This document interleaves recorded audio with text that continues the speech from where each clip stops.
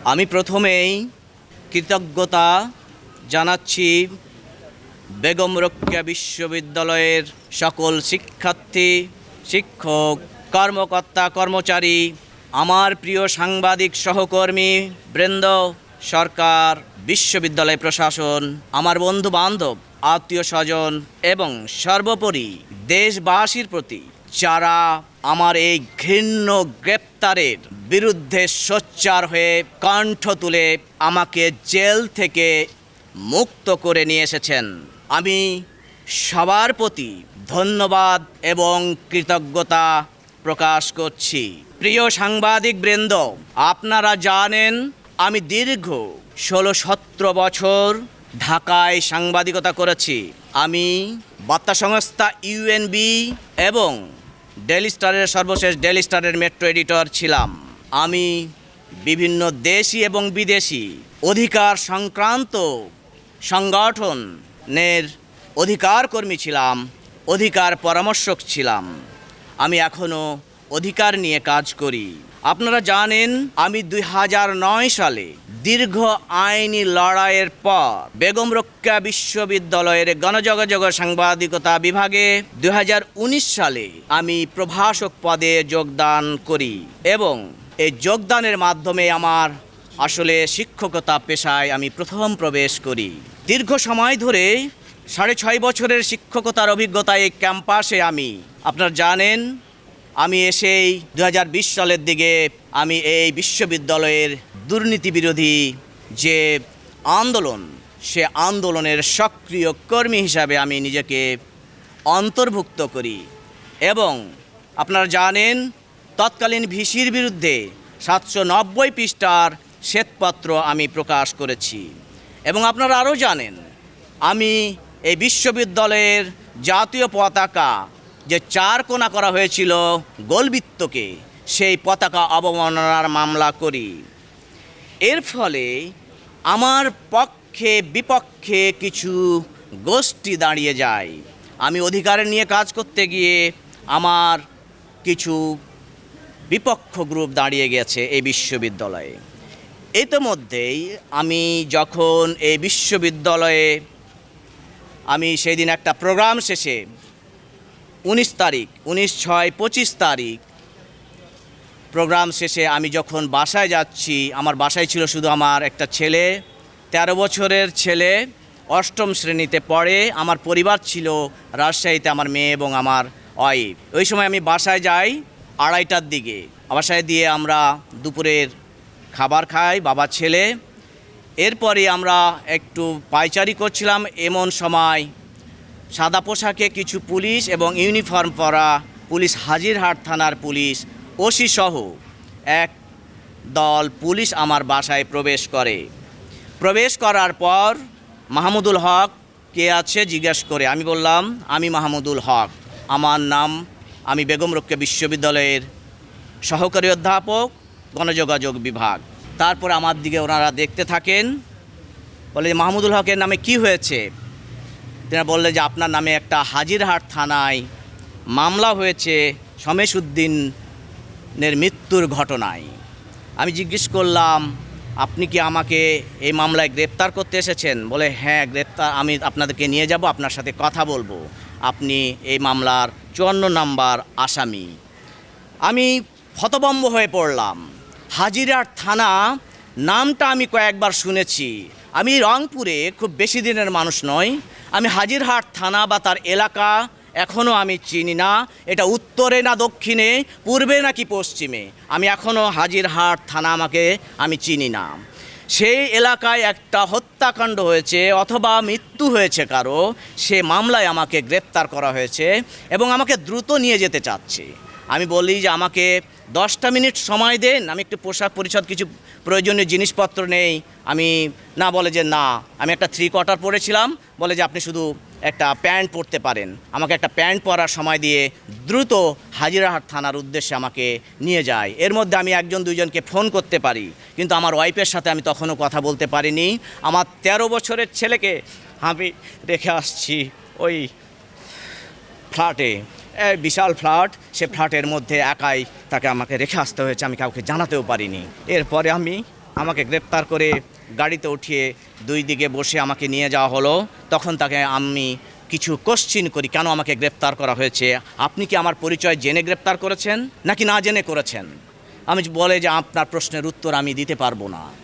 এবং আরেকটু আমি বলি, যখন আমাকে গ্রেপ্তার করেন তখন আমি জিজ্ঞেস করলাম যে আমার বিশ্ববিদ্যালয় প্রশাসনকে জানানো হয়েছে, আপনি পুলিশ কমিশনারকে জানিয়েছেন?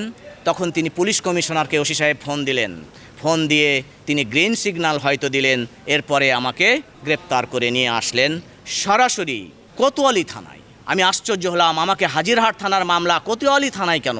আমি বুঝতে পারছিলাম না। সেখানে কিছু কাগজপত্র তৈরি করা হলো, কোতোয়ালি থানার ওসি একবার জাস্ট আমাকে দেখে গেলেন, কোনো পরিচয় জানতে চাইলেন না, কোনো খোঁজ খবর নিলেন না, কোনো এইভাবে চলে গেলেন। এরপরে তিনি খুব দ্রুত কাগজপত্র ঠিক করে আমাকে আদালতে চালান করে দিলেন, আদালতের কাস্টডিতে নিলেন।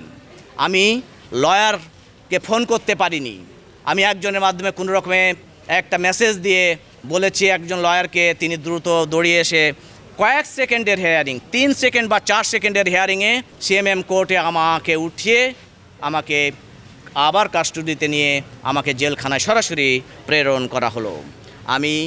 আপনারা জানেন আমার বিরুদ্ধে এর আগেও আরেকটি হয়রানিমূলক মামলা করা হয়েছে, মানিক হত্যা মামলার আমাকে 19 নম্বর আসামি করা হয়েছে। কেন আমাকে এই ধরনের হয়রানিমূলক আসামি করা হচ্ছে, এর একটা কারণ আমি খুঁজে বের করেছি। দীর্ঘ সময় ধরে আমি অধিকার নিয়ে কাজ করছি, মানুষের পক্ষে দাঁড়িয়েছি। আমি আগেই এর ঘটনাগুলো বলেছি। এর ফলে একটা সংঘবদ্ধ ষড়যন্ত্রকারী আমার পিছনে তৈরি হয়ে গেছে এবং তারাই এই মামলাগুলো আমার করাচ্ছে, বিভিন্নভাবে পুশ করছে, বাদীকে পুশ করে যে কোনোভাবে আমাকে হয়রানি করার জন্য, আমাকে এই বিশ্ববিদ্যালয় থেকে যে কোনোভাবে আমাকে সাসপেন্ড করানোর জন্য, আমার পরিবারকে হেয় করানোর জন্য, আমাকে হেয় করানোর জন্য, ইভেন দেশবাসীকে হেয় করানোর জন্যই আমার বিরুদ্ধে মামলা দেওয়া হচ্ছে। এখানে শুধু মামলাই নয়, এই একটা যে মামলায় আমাকে দেওয়া হয়েছে আপনারা জানেন হাজিরহাট থানায়, সে মামলায় তিনি হার্ট অ্যাটাকে মারা গেছেন। সে মামলাটাই ফ্রেম করা হয়েছে, তৈরি করা হয়েছে আমাকে হয়তো গ্রেপ্তার করানোর জন্য, কারণ আমি 54 নম্বর আসামি। আপনারা জানলে আশ্চর্য হবেন, 54 নম্বর আসামির প্রথম আসামি হয়ে গেছে আমি, যেটা গ্রেপ্তার হয়ে জেলখানা থেকে আমি মুক্তি পেয়ে ফিরে এসেছি। এরপরে আমি জামিনের জন্য আমার পরিবার চেষ্টা করতে থাকে। এরপরে আমি জামিনে মুক্ত হয়ে আমি গত রবিবার আমি জেলখানা থেকে বাসায় ফিরে আসি আমার পরিবারের সাথে, আমার শিক্ষার্থী সন্তানতুল্য শিক্ষার্থীদের সাথে আমি আমার বাসায় প্রবেশ করি। আমি একটু অসুস্থ ছিলাম, আমার ওখান থেকে হাসপাতাল থেকে একটু অসুস্থ ছিলাম, আমি সরাসরি বাসায় গিয়ে অবস্থান করি। এই যে সংঘবদ্ধ চক্র আমার বিরুদ্ধে লেগেছে, শুধু আমার বিরুদ্ধে নয়, এরকম মনে হয় শত শত মানুষ, হাজার হাজার মানুষ এইভাবে মামলার ভিকটিম হচ্ছে সারা বাংলাদেশে, যারা একেবারে নিরপরাধ, যাদের কোনো রাজনৈতিক আইডেন্টিটিও নাই। আমি জেলখানাতে গিয়ে দেখেছি মানুষের কান্না, যাদের কোনো ধরনের রাজনৈতিক পরিচয় নাই, হয়তো কোনো একটা কলেজের প্রিন্সিপাল আমি একজন দেখেছি, অনেক যারা একেবারে নিরপরাধ, কোনো ধরনের সহিংসতার সাথে যাদের বৈষম্য বিরোধী আন্দোলনে যাদের সংশ্লিষ্টতা নেই, তাদের আমি ধুকে ধুকে কাঁদতে দেখেছি জেলখানায় গিয়ে। প্রিয় সাংবাদিক বৃন্দ, এই জায়গা থেকে মুক্ত আমরা 16ই জুলাইয়ের যে বিপ্লব হয়েছে, সেখানে একটা জন আকাঙ্ক্ষা তৈরি হয়েছে। সে জন আকাঙ্ক্ষা জনগণের আকাঙ্ক্ষা। আমরা জানি 47 সালের দেশভাগের পর যে বৈষম্য, যে নির্যাতন, যে রাজনৈতিক নিপীড়ন এবং এরপরে 71 পর থেকে এ পর্যন্ত যত আমরা নিপীড়ন এবং নির্যাতন দেখেছি, তারই ধারাবাহিকতা এখনও কিন্তু আমরা দেখছি।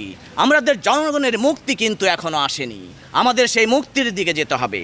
আমি আসলে একজন অধিকার কর্মী হিসাবে শুধু আমার জন্যই নয়, আমি যারা এইভাবে ভিকটিম হচ্ছে, মামলা বাণিজ্য করছে, পুলিশকে টাকা দিচ্ছে, টাকা নাম কাটাতে টাকা, নাম দিতে টাকা, চার্জশিটের দিতে টাকা, আবার ব্যক্তিগতভাবে প্রতিহিংসা পরায়ণ হয়ে একে অপরের বিরুদ্ধে মামলা দিয়ে একটা পরিবারকে নিঃস্ব করে দেওয়া হচ্ছে। এটা একটা স্বাধীন দেশে কোনোভাবে হতে পারে না, আমরা এটা মেনে নিতে পারি না। এই জন্য আমার সরকারের প্রতি আমার দাবি, আমার অনুরোধ থাকবে, জুলাই অভ্যুত্থানের যে আকাঙ্ক্ষা আপনারা দ্রুত বাস্তবায়ন করুন, মানুষকে হয়রানির হাত থেকে মুক্ত করুন এবং শিক্ষার্থীদের যে আন্দোলনের ফলে আকাঙ্ক্ষা তৈরি হয়েছে সেই আকাঙ্ক্ষার প্রতি আপনারা একটু দরদ দিন, রেসপেক্ট করুন, আপনারা মনিটরিং করুন, তদন্ত করুন, জেলখানাতে গিয়ে আপনারা সরাসরি ভিকটিমদের সাথে কথা বলুন, যাতে করে তারা এই দেশ থেকে এই দেশের জনগণ তারা এই সাধারণ জনগণের মতো জীবনযাপন করতে পারে। প্রিয় সাংবাদিকবৃন্দ, আমার কিছু দাবি আছে, আমি আপনাদের সামনে সেটি প্রকাশ করতে চাই। আমার নামে 2টি মামলা আছে, 2টি মামলা থেকে আমার নাম প্রত্যাহার করতে হবে, কারণ এটা একটা হয়রানিমূলক ষড়যন্ত্রমূলক মামলা, ব্যক্তি প্রতিহিংসা পরায়ণ চরিতার্থ করার জন্য মামলা। হাজিরহাট থানার ওসিকে সাসপেন্ড করে তাকে দ্রুত আইনের আওতায় নিয়ে তদন্ত কমিটি গঠন করে এই আমার গ্রেপ্তারের পিছনে কারা কারা জড়িত তাদেরকে চিহ্নিত করতে হবে এবং চিহ্নিত করে তাদের শাস্তির আওতায় আনতে হবে। এই শাস্তির আওতায় যদি না আনা হয় যারা আমার এই ষড়যন্ত্রের সাথে জড়িত, তাহলে আমি ব্যক্তিগত পর্যায়ে শুরু করে আমি একটা আইনগত তো আশ্রয় নেবই, আমি আন্দোলনের পথে যেতে বাধ্য হব। আর এই পুলিশ নিয়ে আমি 2টি কথা বলতে চাই। পুলিশকে বিভিন্নভাবে আমরা যে পুলিশ দেখেছি দীর্ঘ সময় ধরে, সে পুলিশের আচরণে সব সময় এখনও কিন্তু পরিবর্তন হয়নি।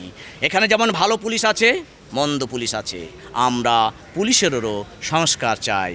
আমি এই সংস্কার না হলে আমাদের জনস্বার্থ এবং জনগণের আমরা স্বাধীনভাবে স্বাধীন মতের কথা বলতে পারবো না, আমরা স্বাভাবিক জীবনযাপন করতে পারবো না।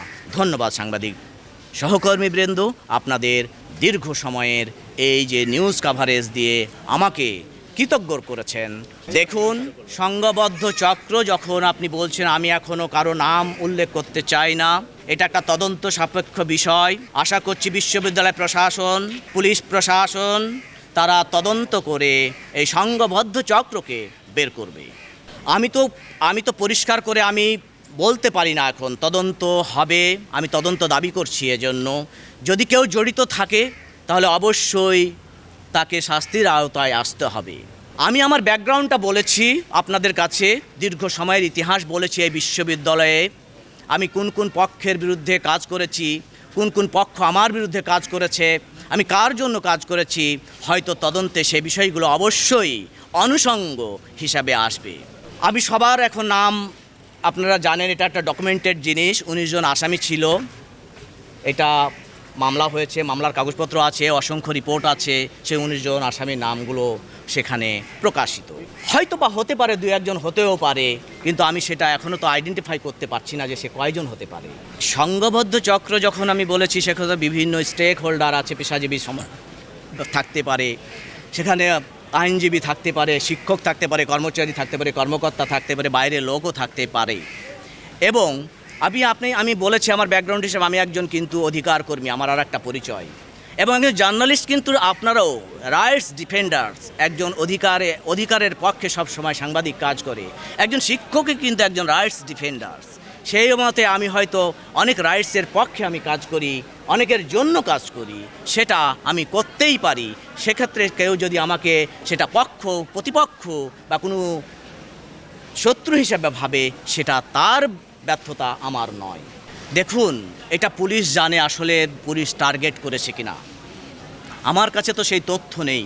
আমি তো বলতে পারি না যে পুলিশ আমাকে সেই কারণে তথ্য বা টার্গেট করেছে।